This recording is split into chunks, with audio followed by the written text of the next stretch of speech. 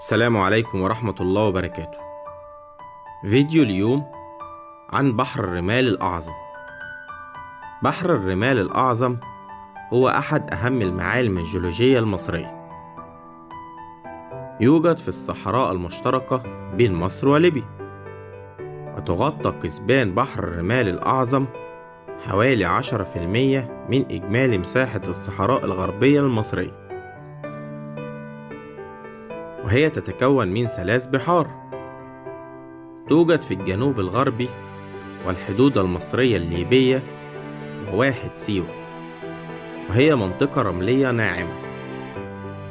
كانت هذه المنطقة معروفة للعديد من السكان، الخاصة بالتجار الذين يسافرون على ظهور الجمال عبر الصحراء. وتشتهر المنطقة بوجود الرمال المتحركة، والتي يرجع السبب في وجود طبقة من الرمال المتحركة فوق طبقة من الحجر الجيري، وفوقه كمية كبيرة من المياه الجوفية، وهذا هو سبب تلك الحركة الكبيرة. والذي تم مؤخرا أن تلك المنطقة محظورة لاختفاء حالات بها. مصر من أعظم دول العالم.